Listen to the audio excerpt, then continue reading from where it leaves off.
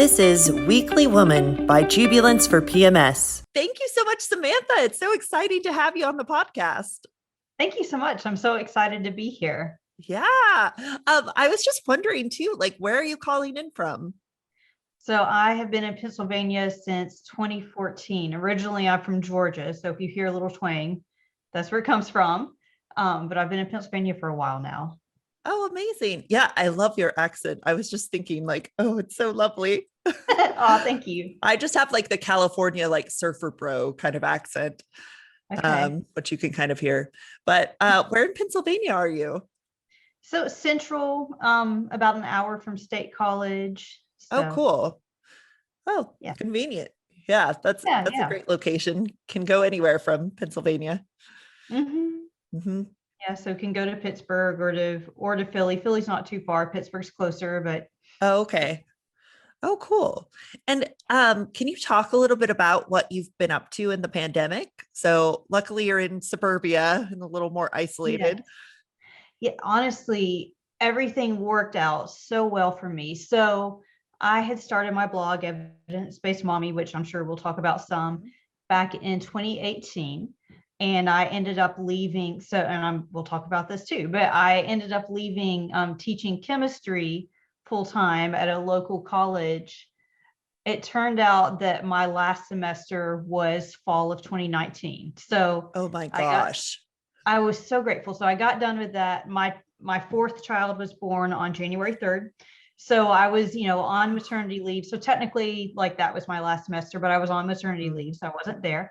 Um, and then everything happened, so I was hearing about colleagues who were having to suddenly figure out how to do all their classes on Zoom, how to teach Wow. labs, which is so hands-on, like I guess in the kitchen. I mean, I don't Oh know. my I didn't. gosh. I can't even And imagine.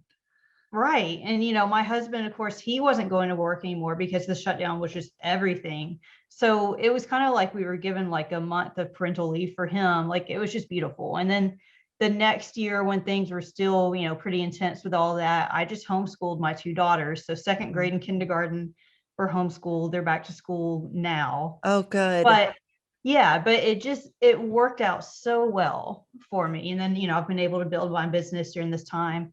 Hmm. Yeah.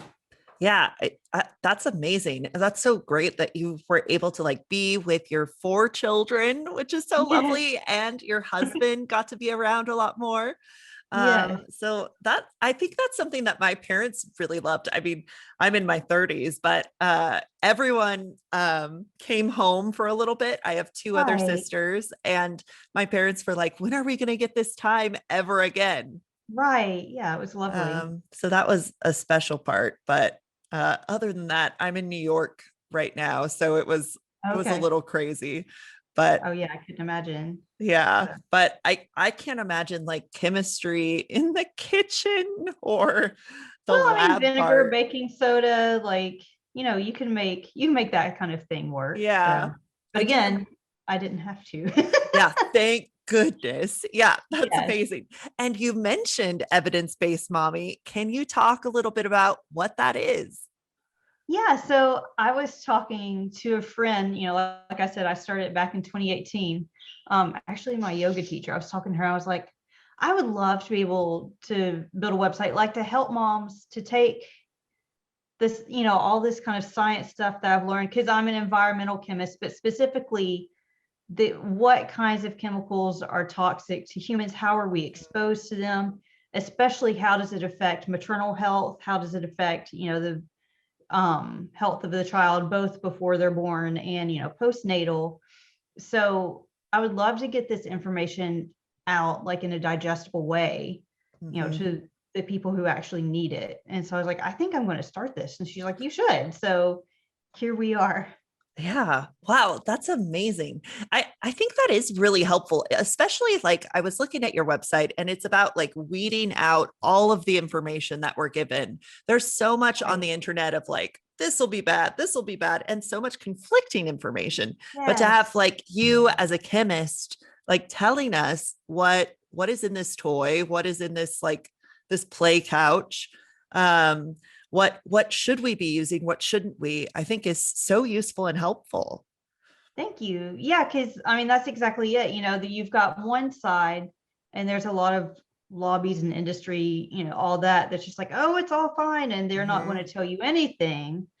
And then you've got people who probably don't have the background necessarily, but if they hear like a big word that they can't pronounce immediately, like they freak out and figure it must be bad, Mhm. and so you've got these two extremes that neither of them are really founded in like the actual information that we have at the time. And so I'm trying to kind of, give a more nuanced view, but also you don't have to have like a degree in chemistry to understand what I'm saying. Like that's my goal.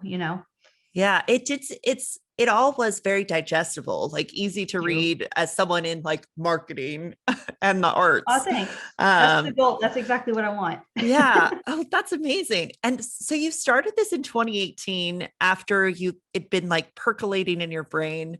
Mhm. Can you talk a little bit more about like starting a website and building it up from there and being like a woman with your own business? Well, it's funny because I tell people like I pretty much just Googled how to start a blog and I did. And that's not what I recommend. Like there's so many great people, just like we were talking about with good information and bad information with science. There's a whole lot of really great reputable people who've been blogging, since like for 15 years, and they really know all the ins and outs. And there's some that have had a blog for about 6 months and made a little bit of money and have decided that they can teach you how to blog now. So you've got to watch out for that. Like I feel like I got fortunate. Like I found, a lot of good sources. Um, but yeah, it's a whole new skill set. So the actual writing, we were talking about this post, that's actually like one of the smallest parts of what I do because there's so much other background, you Huh. know, things that you wouldn't even think of, like, you know, graphics that you create or creating courses or, the podcast like this, outreach. Hmm. Um, there's there's so much and there's so much to learn, but I love it. That's amazing. Yeah, because I imagine you're doing like SEO and you're trying to like Mhm. market it to get people to see it too. Like, Yes. yeah, so just the writing is, like you said, such a small portion, but so important and what we want to read. Thank you. Yeah, I mean, you mentioned that marketing degree. Like you always hear people talk about like, oh, you should take business classes in college. And of course I was like, whatever. And now I'm like, Mhm. gosh, I wish I had some business. Like, cause I mean, the business I know I've learned in the past 3.5 years. And here we are. Oh my gosh, I am the same way. So actually, I studied art history and theater, Oh, and those are not what I'm using anymore at all. But I've just been taking classes over the past couple of years in like finance and marketing, and now that's I work great. in marketing. Right. But wouldn't that have been good? Yes, yes. But Yes. at the same time, it's okay to, even if your degree, they say isn't like relevant or whatever. Because what I found, like especially when I was still in academia and talking to professors and whatnot, we all have our own framework about like how we see the world. And it's really influenced by like the education path we choose. And so you can talk to a historian about the same subject as you're talking to like a religion major about it. And they come at it such a different way. And then you put a chemist Mhm. in there. And like those were the most fun conversations to me, was to talk to like a bunch of different disciplines at once and, see how they view things. Yeah. Oh, that's so interesting. And I imagine like with chemistry, you have such a different ideology of just like how to approach a blog. Like chemists aren't writing blogs necessarily, or like Not usually. writing blogs about this. And so like I'm very curious, like how did you bring both your chemistry and your background in higher education? How do they kind of go into this evidence-based mommy? I mean, I enjoyed the teaching side. So like I said, I taught at a small school where, like the biggest class I had was probably like 25 or something. So I really got a lot of interaction with the students, Hmm. got to know them. And one of my favorite things when I started teaching more upper level, like 300 level classes, was to focus on their writing, like really helping them bridge because a lot of times as a writer, we forget that what is in our head is not what is in our audience's head. And Mm, you make this jump in logic that you don't build out. And so teaching students, like, you need this transition here. How does this sentence correlate to this next idea? And so I love doing that. Um, and so I've really had to, hone those skills writing and doing the blogging. And the way that I write for this is very different from how I would write, for school, for writing a grant or mhm. for filling out, a report or whatever.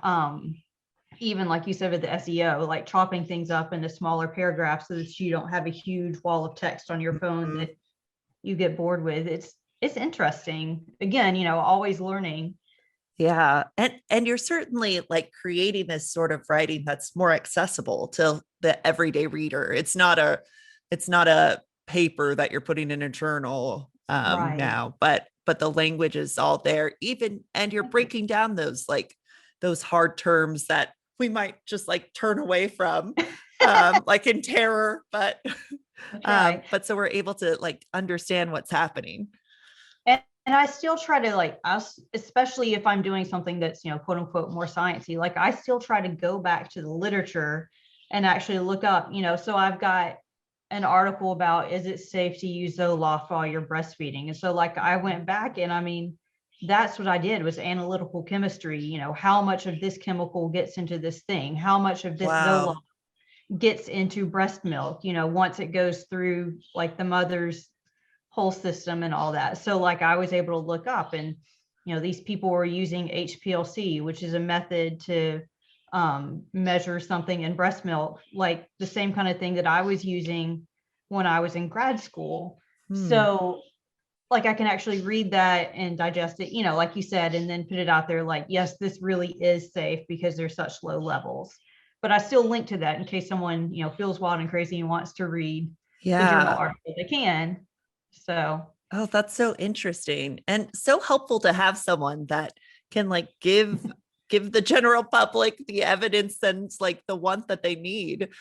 thank you. Um, and I think like something that I found like that I like really took away from your website and your blog was manage your emotions so you can manage everything else. Yes, yeah, I'm actually working right now to create a program all around that because, uh, if you've ever anybody who's done any academia, there's a lot of hoops to jump. There's a lot of different roles to fill. It's not just teaching those classes and coming back. I'm sure just like, teaching elementary school or high school, like there's a lot more to it than being in the classroom. And Mhm. so I, when I first started teaching up here in Pennsylvania, we had moved up here. It's basically just me and my husband and my toddler. And then I got pregnant. So, that second year it was me and my husband, my toddler, and a newborn. Mm. And, basically still new at teaching. And I remember telling someone that is like, you remember how sometimes in elementary school, you might have had a pencil that was like, um, sharpened all the way up to where it was basically just the nub of the pencil and the eraser, and that was it. Like that's how I felt, was just so depleted, and just Mm. so stressed. And started going to therapy. Yeah. Um, started kind of figuring this out, getting tools to help. And actually my in-laws moved up. So my Oh, husband and great. I, we're both only children. So his parents just came up. They couldn't stand being away from the kids. Oh, And awesome. yes, it's been such a huge help. But anyways, um, I started figuring out like that being able to take a step back and think, like, even though my toddler is hanging onto my leg screaming while I'm trying to cook dinner and the bigger kids begging me to watch her do yet another cartwheel, and you just like that it's going to be okay. Like none of those Hmm. things are like emergencies. Like the house isn't on fire, you Yeah. know, it's, and that's so hard to do, especially in the moment. But if you can start being like, is this an emergency? No, it's not, like, Yeah. I loved that you were finding not only ways to like look at children's toys and look at the chemistry behind that, look at like breast um look at like breastfeeding, but also your blog is also about managing moms like emotional health, which I think is so Yes. important, which is what you're talking about. Right. And I mean, and there's a lot of literature out there. There ought to be more, but there's a lot out there, too. So again, if I can, like, even though that wasn't like my field, I can still go back to, psychology journals and behavioral development journals and that kind of thing, and actually look and see like what's the latest in that. Yeah. So And I love sharing that. oh, great. Yeah. And I mean, that's what my company is all about too, Jubilance for Right. PMS, which is trying to help women with the emotional side during that time of the month. Yeah, Um, it's such a great combination again of like science and emotional health. Like, yeah. mhm. And you've been trying Jubilance. Can you talk a little bit about that?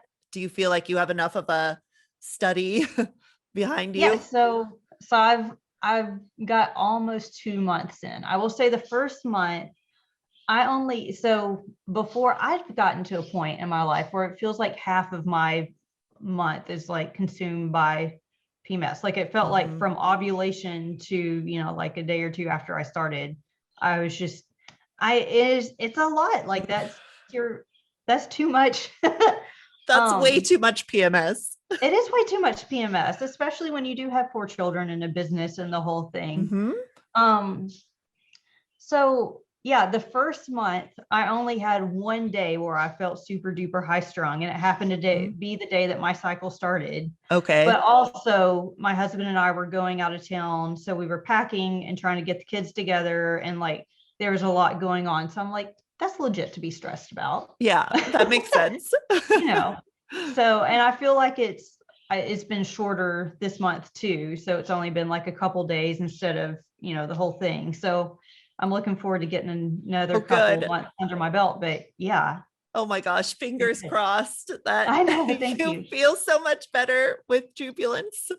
Yes, I'm Yeah. looking forward to. Yeah. So I think like oxaloacetate too, which is the main ingredient in it, is also a scary word that turns people off immediately. It's like, ah, what is that? Is that oxalate? Like, no, No, it's definitely not. not. It's part of the Krebs cycle. Yeah, Um, I was like, oh man, I had to learn the Krebs cycle back in my junior year of college. I was like, I remember this cycle. It's just a matter of that was not my favorite part. So I'm glad it was somebody else's favorite part. Yeah, exactly. I know so long ago. I feel like you just like mentioned it and it's like, oh yeah, I remember that from the past, like high school. So Exactly. many years ago. And it's funny, I was talking to someone and telling them about it, and I had to like look it up and spell it out. And she's like, that's too many vowels. That just makes me angry to look at. I know, but it actually does work. Right. It is Yeah. helpful. Oxaloacetate. Yeah. Yeah. It was a really fascinating idea to think like it's brain chemistry and not necessarily like just hormones and stuff. I was like, oh, that's really cool. Yeah, I know it really helped me. So as like a small family business and Mhm. having the worst PMS ever in college, I started taking it and slowly like I felt more normal as like Okay. my brain was sort of like more regulated. Okay. Um yeah, so we'll see what happens with you. I'm excited to like Yeah. hear about more of your journey. Yeah. I really am excited to see how it goes. Awesome. Yeah. And then I'm just curious, what is next for evidence-based mommy? So much. So, like I said, here in just the next couple of weeks, and I can give you a link to the wait list if you want, but I am launching a program actually to help parents. I'm still a little up in the air about the name. I've thought about from reactive to responsive. I've thought about feelings tamers for moms. Huh. Um, but basically an 8-week program to really help you kind of delve into like how to reprogram those tapes in your head that, as soon as like you have an emotional outburst where you're like, why did you do that? Like, because that's not helpful. So to help you be able instead to say like, I messed up this time, but I can do better next time. Mm-hmm. And really form a community like with other moms who are in that same stage of life to kind of help with that. Oh, that's So awesome. yeah. Is that going And to then be like virtual or in person? it's going to be online. So Oh, everything's cool. online. Yeah. So I'm hoping, people from all over the world, because I know there's already people all over the world, like at Evidence-Based Mommy. So, Mm-hmm. and then my other big thing is my annual Breastfeeding Beyond Babyhood Summit. So that's going to be in July. And the idea with that is basically there should be, but there's so much support out there for those first few weeks of breastfeeding, when you're first trying to figure out latch and is there a tongue tie and is my supply okay, and Huh. all that, which we need for sure. But then once you get to the point where your child is closer to like a year in age, people either assume like, oh, well, aren't you supposed to wean by now? Which isn't Hmm. the case. The World Health Organization recommends breastfeeding for at least 2 years, and then as long as both mother and child want. Um, Wow. yeah, so the American Academy of Pediatrics says at least a year. World Health Organization says at least 2 years. Wow. So yeah, and the biological norm based on a lot of different like anthropological evidence is like 6 or 7 years for breastfeeding. Wow. That's Right. amazing. Right. And I mean, there's lots of other places in the world where that seems totally normal. But, here in the United States, we're like, that's weird because it's just, the whole industry. We could get into a whole thing about all of that and not Oh, supporting moms. interesting. Yeah. Yeah, it's a whole thing, but I won't. Anyways, so the point is once you get to like that first year, people either assume like you're supposed to wean or they assume they're like, oh, you've got it all figured out by now, like you're good to go. But there's actually a lot of things that can crop up. So for example, something called nursing aversion, which I would be curious honestly about Jubilance if it could help with that, because it's kind of a skin crawling like, oh, don't touch me sort of feeling. And Oh, it's very huh. difficult and frustrating because you as a parent, like mentally, breastfeeding is good for them and you want to, you know what I mean? Yeah. But you have this like, just don't touch me, like very touched out thing. Huh. And that causes a lot of stress for moms. I had to wean my youngest prematurely, because of that, or not my Oh, youngest, my oldest. wow. Um, so that's something. Or perhaps like people were concerned, if I get pregnant, can I still breastfeed? Which you totally can. Mm. Could I breastfeed like a newborn or a toddler, like both at the same time, which you can. Um, but all these things that don't necessarily get talked about, or even like, really, I just want to wean this kid and I don't know how. Because we need to support people like at the end of their breastfeeding journey too. And a lot of times there's so much push to like just keep breastfeeding them forever Hmm. that people don't know how to end that journey. Oh, So interesting. yeah. So I want to be able to, wherever like moms of mostly toddlers, maybe some preschoolers, um, wherever they are in that journey with breastfeeding, like to be able to support them. So that's what, Oh, cool. So that's what your yeah, summit is.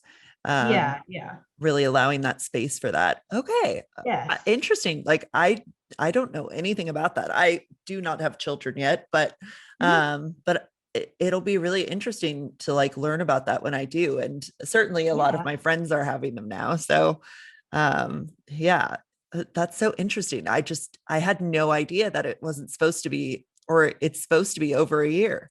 I had no yeah, idea.